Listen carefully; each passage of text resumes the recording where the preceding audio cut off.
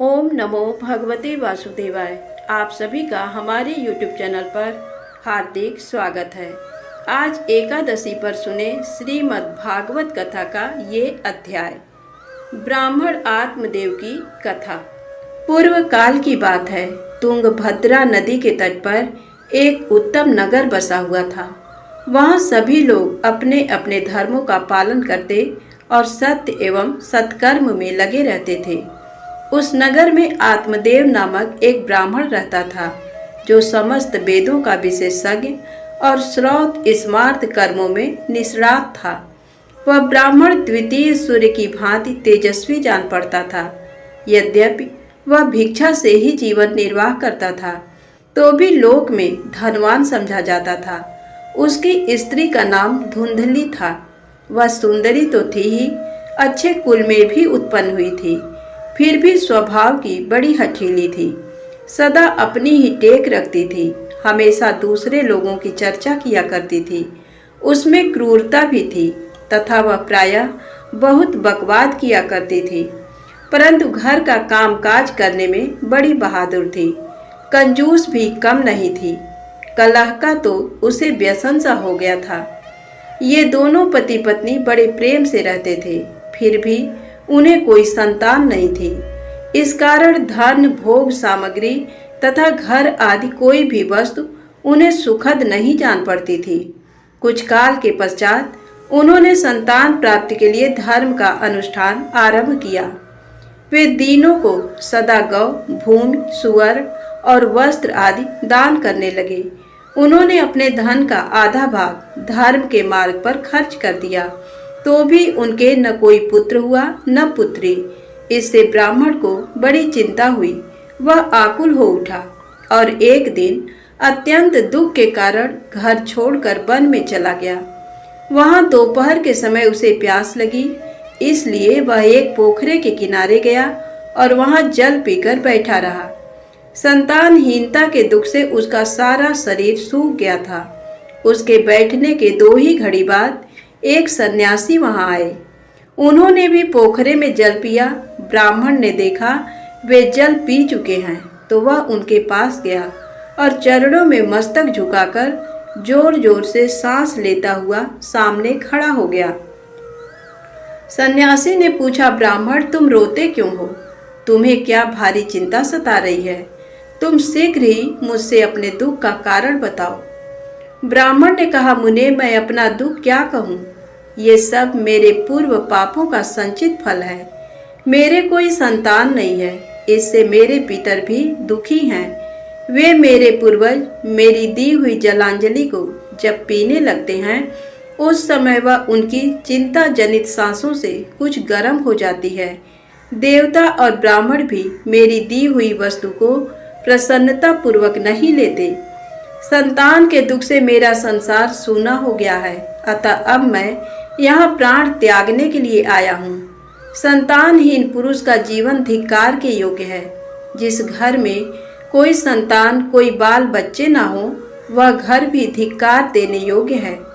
निसंतान पुरुष के धन को भी धिक्कार है तथा संतानहीन कुल भी धिक्कार के ही योग्य है। मैं अपने दुर्भाग्य को कहाँ तक बताऊं?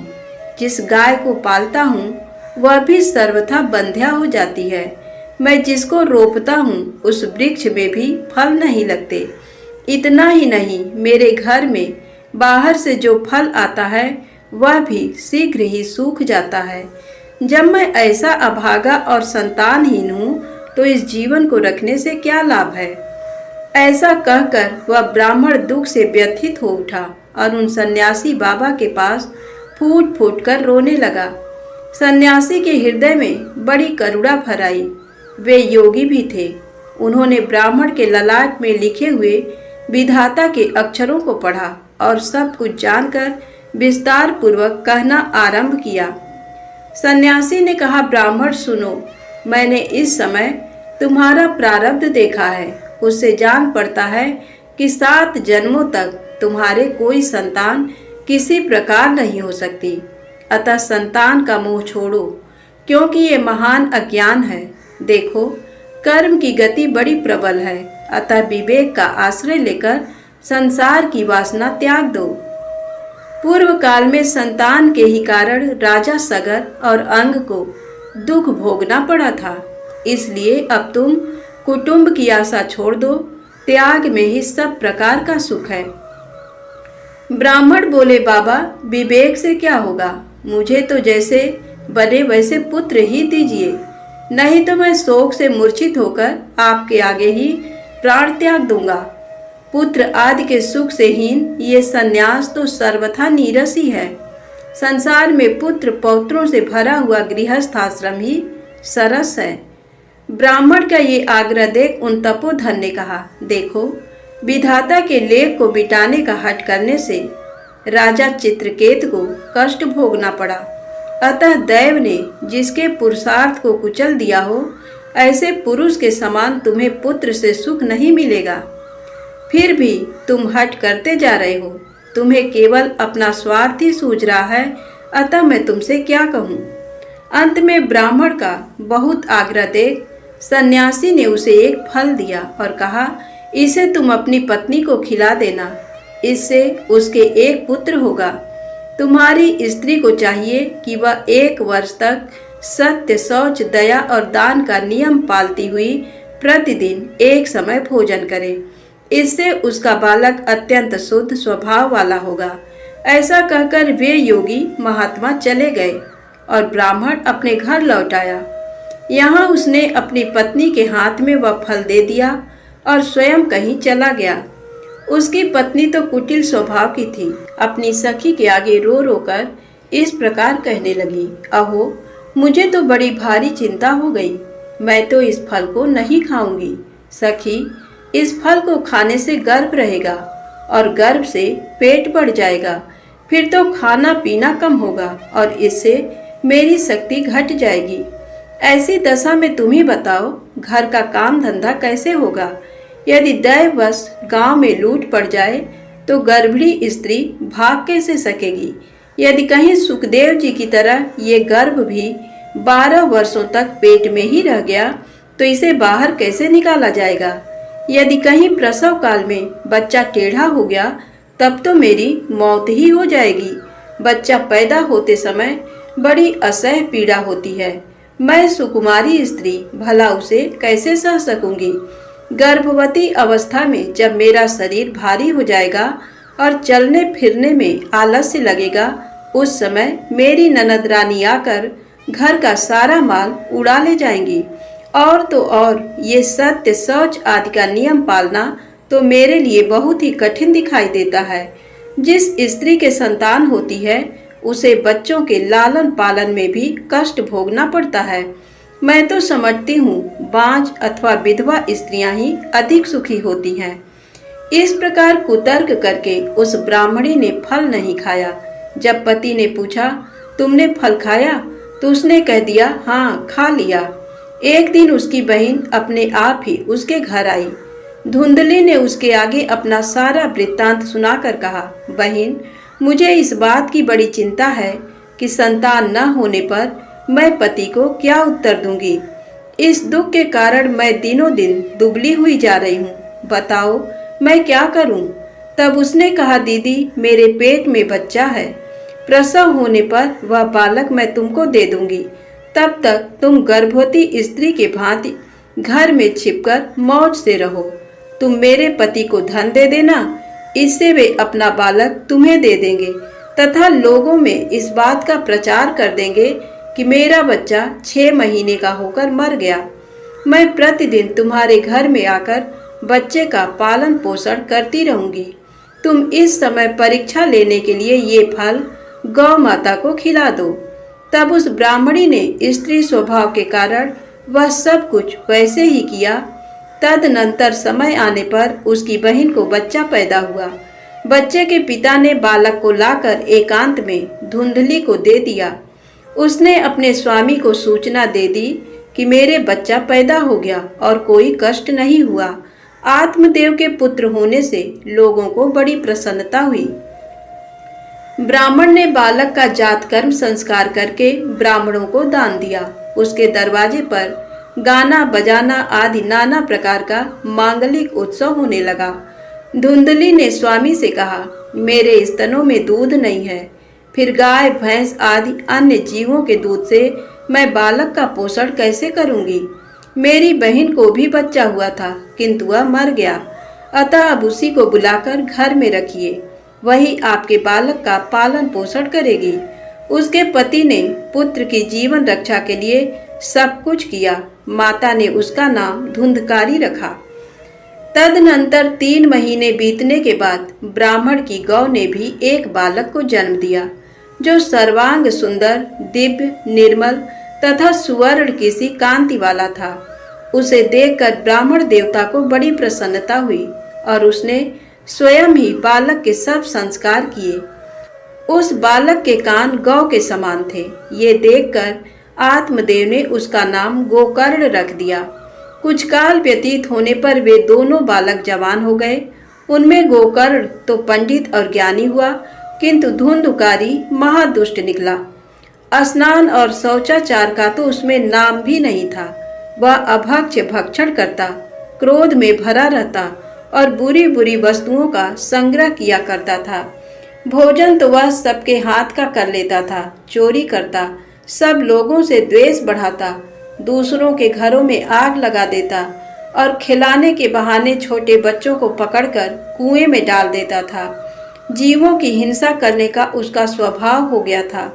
वह हमेशा हथियार लिए रहता और दीन दुखियों तथा अंधों को कष्ट पहुंचाया करता था। चांडालों के साथ उसने खूब मेल बढ़ा लिया था। वह प्रतिदिन हाथ में फंदा लिए कुत्तों की टोली के साथ शिकार की टोह में घूमता रहता था। उसने बेश्या के कुसंग में पड़कर पिता का सारा धन बर्बाद कर दिया। एक दिन तो माता पिता को खूब पीटकर वह घर के सारे बर्तन भांडे उठा ले गया। इस प्रकार धनहीन हो जाने के कारण बेचारा बाप फूट फूट कर रोने लगा। वह बोला, इस प्रकार पुत्रवान बनने से तो अपुत्र रहना ही अच्छा है। कुपुत्र बड़ा ही दुखदाई होता है। अब मैं कहाँ रहूं, कहाँ जाऊं? कौन मेरा दुख दूर करेगा? हाय, मुझ पर बड़ा भारी कष्ट आ पहुंचा। अब तो मैं इस दुख से अपना प्राण त्याग दूंगा। इसी समय ज्ञानवान गोकर्ण जी वहां आए और वैराग्य का महत्व दिखलाते हुए अपने पिता को समझाने लगे। पिताजी, इस संसार में कुछ भी सार नहीं है, दुख ही इसका स्वरूप है। ये जीवों को मोह में डालने वाला है। भला यहाँ कौन किसका पुत्र है और कौन किसका धन? जो इनमें आसक्त होता है उसे ही रात दिन जलना पड़ता है। इंद्र अथवा चक्रवर्ती राजाओं को भी कोई सुख नहीं है। सुख तो बस एकांतवासी वैराग्यवान मुनि को ही है। संतान के प्रति जो आपकी ममता है, ये महान अज्ञान है। इसे छोड़िए। मोह में फंसने से मनुष्य को नरक में ही जाना पड़ता है। औरों की तो बात ही क्या है, आपका ये प्रिय शरीर भी एक न एक दिन नष्ट हो जाएगा, आपको छोड़कर चल देगा। इसलिए आप अभी से सब कुछ छोड़कर वन में चले जाइए। गोकर्ण की बात सुनकर उनके पिता आत्मदेव वन में जाने के लिए उद्यत होकर बोले, तात, मुझे वन में रहकर क्या करना चाहिए, ये विस्तार पूर्वक बताओ। मैं बड़ा सठ हूँ। अब तक कर्म बस स्नेह के बंधन में बंधकर मैं अपंग की भांति इस गृह रूपी अंधेरे कुएं में ही पड़ा हुआ हूँ। दयानिधे, तुम निश्चय ही मेरा उद्धार करो।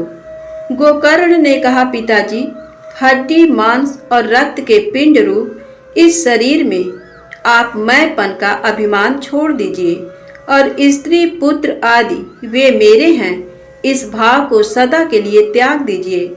इस संसार को निरंतर क्षण भंगुर देखिए और एकमात्र वैराग्य रस के रसिक होकर भगवान के भजन में लग जाइए। सदा भगवत भजन रूप दिव्य धर्म का ही आश्रय लीजिए।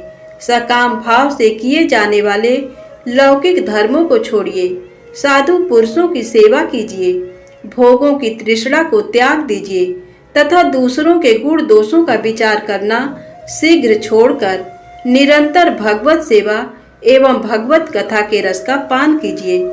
इस प्रकार पुत्र के कहने से आत्मदेव 60 वर्ष की अवस्था बीत जाने पर घर छोड़कर स्थिर चित्त से वन को चले गए और वहां प्रतिदिन भगवान श्रीहरि की परिचर्या करते हुए नियम पूर्वक दशम स्कंद का पाठ करने से उन्होंने भगवान श्री कृष्ण चंद्र को प्राप्त कर लिया। सूत जी कहते हैं, पिता के विरक्त होकर वन में चले जाने के बाद एक दिन धुंधकारी ने अपनी माता को खूब पीटा और कहा, बता धन कहाँ रखा है, नहीं तो लातों से तेरी खबर लूंगा।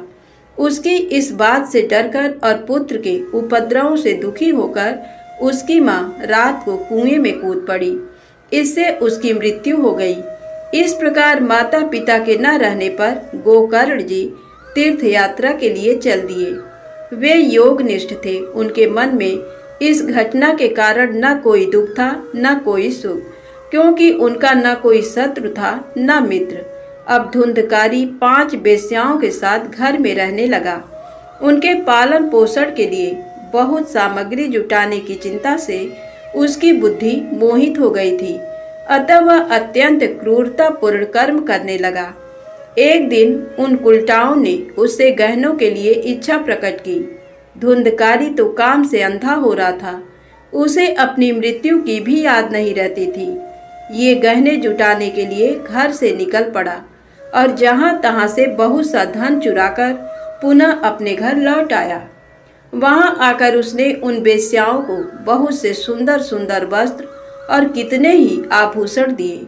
अधिक धन का संग्रह देखकर रात में उन स्त्रियों ने विचार किया, ये प्रतिदिन चोरी करने जाता है, अतः राजा इसे अवश्य पकड़ेंगे, फिर सारा धन छीनकर निश्चय ही इसे प्राणदंड भी देंगे।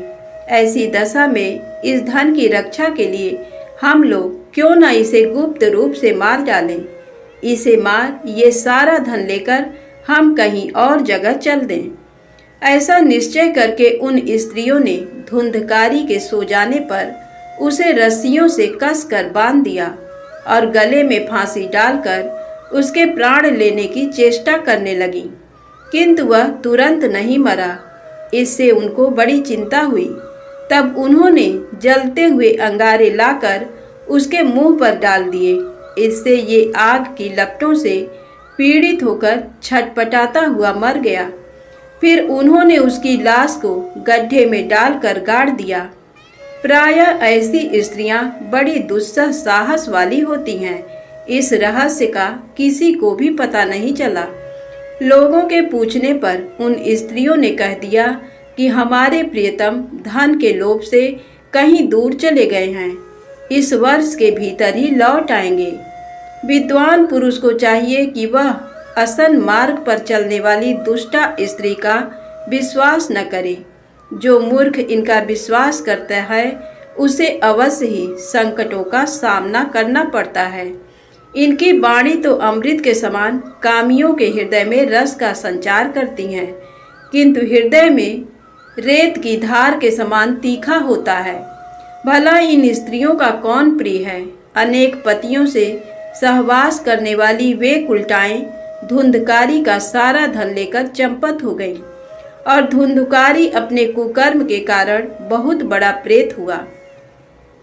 वह बवंडर का रूप धारण करके सदा 10 दिशाओं में दौड़ता फिरता था और शीत घाम का क्लेश सहता तथा भूख प्यास से पीड़ित होता हुआ हा देव की बारंबार पुकार लगाता रहता था, किंतु कहीं भी उसे शरण नहीं मिलती थी। कुछ काल के पश्चात गोकर्ण को भी लोगों के मुंह से धुंधकारी के मरने का हाल मालूम हुआ। तब उसे अनाथ समझकर उन्होंने उसके लिए गया जी में श्राद्ध किया और तब से जिस तीर्थ में भी वे चले जाते वहां उसका श्राद्ध अवश्य करते थे। इस प्रकार तीर्थों में भ्रमण करते हुए गोकर्ण जी एक दिन अपने गांव में आए और रात्रि के समय दूसरों की दृष्टि से बचकर वे अपने घर के आंगन में सोने के लिए गए। अपने भाई गोकर्ण को वहां सोया देख धुंधकारी ने आधी रात के समय उन्हें अपना महाभयंकर रूप दिखाया। वह कभी भेड़ा, कभी हाथी, कभी भैंसा, कभी इंद्र और कभी अग्नि का रूप धारण करता था। अंत में पुनः मनुष्य के रूप में प्रकट हुआ। गोकर्ण जी बड़े धैर्यवान महात्मा थे। उन्होंने उसकी विपरीत अवस्थाएं देखकर जान लिया कि ये कोई दुर्गति में पड़ा हुआ जीव है। तब उन्होंने पूछा, अरे भाई तू कौन है? रात्रि के समय अत्यंत भयानक रूप में क्यों प्रकट हुआ है? तेरी ऐसी दशा क्यों हुई है? हमें बता तो सही। तू प्रेत है या पिशाच है अथवा कोई राक्षस है? उनके ऐसा पूछने पर वह बारंबार उच्च स्वर से रोदन करने लगा। उसमें बोलने की शक्ति नहीं थी, इसलिए केवल संकेत मात्र किया। तब गोकर्ण जी ने अंजलि में जल ले उसे अभिमंत्रित करके धुंधकारी के ऊपर छिड़क दिया। उस जल से सींचने पर उसका पाप ताप कुछ कम हुआ। तब वह इस प्रकार कहने लगा, भैया मैं तुम्हारा भाई धुंधकारी हूँ। मैंने अपने ही दोष से अपने ब्राह्मणत्व का नाश किया है। मैं महान अंधकार में चक्कर लगा रहा था। मेरे पाप कर्मों की कोई गिनती नहीं है। मैंने बहुत लोगों की हिंसा की थी, अतः मैं भी स्त्रियों द्वारा तड़पा तड़पा कर मारा गया। इसी से मैं प्रेत योनि में पड़कर दुर्दशा भोग रहा हूँ। अब दैवाधीन कर्म फल का उदय हुआ है, इसलिए मैं वायु पीकर जीवन धारण करता हूँ। मेरे भाई तुम दया के समुद्र हो, अब किसी प्रकार जल्दी ही मेरा उद्धार करो। धुंधकारी की बात सुनकर गोकर्ण बोले, भाई ये तो बड़े आश्चर्य की बात है। मैंने तो तुम्हारे लिए गया जी में विधि पूर्वक पिंडदान किया है, फिर तुम्हारी मुक्ति कैसे नहीं हुई? यदि गया श्राद्ध से भी मुक्ति न हो तो यहाँ दूसरा तो कोई उपाय ही नहीं है। प्रेत, इस समय मुझे क्या करना चाहिए ये तुम ही विस्तार पूर्वक बताओ। प्रेत ने कहा, भाई सैकड़ों गया श्राद्ध करने से भी मेरी मुक्ति नहीं होगी। इसके लिए अब तुम और ही कोई उपाय सोचो। प्रेत की ये बात सुनकर गोकर्ण को बड़ा विस्मय हुआ। वे कहने लगे, यदि सैकड़ों गया श्राद्ध से तुम्हारी मुक्ति नहीं होगी तब तो तुम्हें इस प्रेत योनि से छुड़ाना असंभव ही है। अच्छा, इस समय तो तुम अपने स्थान पर ही निर्भय होकर रहो। तुम्हारी मुक्ति के लिए कोई दूसरा उपाय सोचकर उसी को काम में लाऊंगा। गोकर्ण की आज्ञा पाकर धुंधकारी अपने स्थान पर चला गया। इधर गोकर्ण जी रात भर सोचते विचारते रहे, किंतु उसके उद्धार का कोई भी उपाय उन्हें नहीं सूझा। सवेरा होने पर उन्हें आया देख गांव के लोग बड़े प्रेम के साथ उनसे मिलने के लिए आए। तब गोकर्ण ने रात में जो घटना घटित हुई थी वह सब उन्हें कह सुनाई। उनमें जो लोग विद्वान, योगनिष्ठ, ज्ञानी और ब्रह्मवादी थे, उन्होंने शास्त्र ग्रंथों को उलट पुलट कर देखा, किंतु उन्हें धुंधकारी के उद्धार का कोई उपाय नहीं दिखाई दिया। तब सब लोगों ने मिलकर यही निश्चय किया कि भगवान सूर्य नारायण उसकी मुक्ति के लिए जो उपाय बताएं वही करना चाहिए। ये सुनकर गोकर्ण ने भगवान सूर्य की ओर देखकर कहा, भगवान आप सारे जगत के साक्षी हैं, आपको नमस्कार है। आप मुझे धुंधकारी की मुक्ति का साधन बताइए। ये सुनकर सूर्यदेव ने दूसरे ही स्पष्ट वाणी में कहा, श्रीमद् भागवत से मुक्ति हो सकती है, तुम उसका सप्ताह पारायण करो।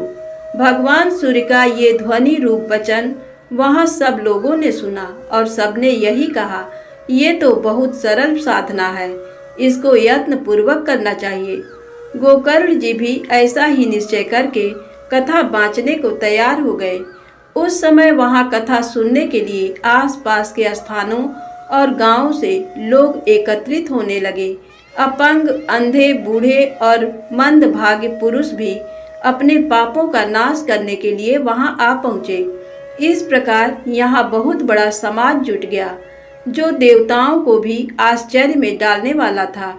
जिस समय गोकर्ण जी व्यास गद्दी पर बैठकर कथा बाँचने लगे, उस समय वह प्रेत भी वहां आया और इधर उधर बैठने के लिए स्थान ढूंढने लगा।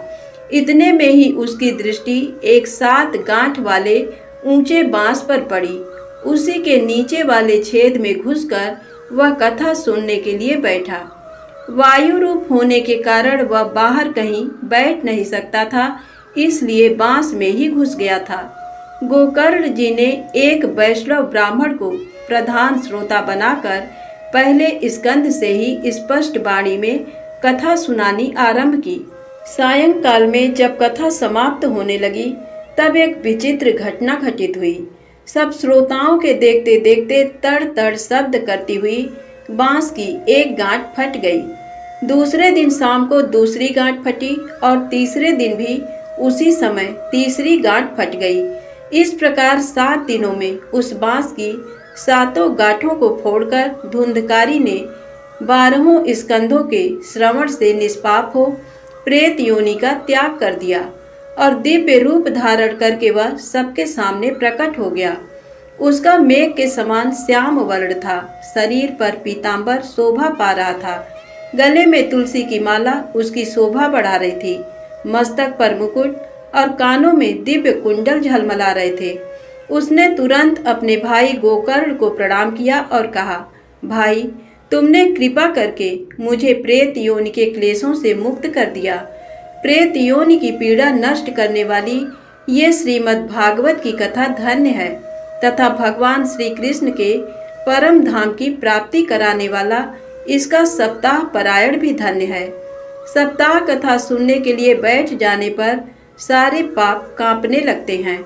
उन्हें इस बात की चिंता होती है कि अब ये कथा शीघ्र ही हम लोगों का अंत कर देगी। जैसे आग गीली, सूखी, छोटी और बड़ी सभी तरह की लकड़ियों को जला डालती है, उसी प्रकार ये सप्ताह श्रवण मन, वाणी और क्रिया द्वारा किए हुए इच्छा या अनिच्छा से होने वाले छोटे बड़े सभी तरह के पाप को भस्म कर देता है। विद्वानों ने देवताओं को सभा में कहा है कि इस भारतवर्ष में जो पुरुष श्रीमद् भागवत की कथा नहीं सुनते उनका जन्म व्यर्थ ही है। इस लोक में श्रीमद् भागवत का सप्ताह सुनने से अपने निकट ही भगवान की प्राप्ति हो जाती है। अतः सब प्रकार के दोषों की निवृत्ति के लिए एकमात्र यही साधन है। जहाँ कथा श्रवण करने से जड़ एवं सूखे बांस की गांठें फट सकती हैं। धुंधकारी इस प्रकार की बातें कह ही रहा था कि उसे लेने के लिए आकाश से एक विमान उतरा। उसे चारों ओर मंडलाकार प्रकाश पुंज फैल रहा था। उसमें भगवान के बैकुंठवासी पार्षद विराजमान थे। धुंधकारी सब लोगों के देखते देखते उस विमान पर जा बैठा। उसमें आए हुए श्री विष्णु पार्षदों को देखकर गोकर्ण ने उनसे इस प्रकार पूछा, भगवान के परिकरों, यहाँ तो बहुत से शुद्ध अंतःकरण वाले मेरी कथा के श्रोता बैठे हुए हैं। आप लोग एक ही साथ इनके लिए भी विमान क्यों नहीं लाए? देखने में आता है सबने समान रूप से यहाँ कथा श्रवण किया है, फिर फल में क्यों इस प्रकार भेद हुआ, ये बताने की कृपा कीजिए। भगवान के पार्षद बोले, गोकर्ण जी, इनके कथा श्रवण में भेद होने से ही फल में भी भेद हुआ है। यद्यपि श्रवण सब लोगों ने ही किया है, किंतु इसके जैसा मनन किसी ने नहीं किया है, इसीलिए फल में भेद हुआ है। पुनः कथा श्रवण करने पर ये फल भेद भी दूर हो जाएगा। प्रेत ने 7 रात उपवास करके कथा श्रवण किया है, अतः उसने स्थिर चित्त से भली भांति मनन आदि किया है। जो ज्ञान दृढ़ नहीं होता वह व्यर्थ हो जाता है।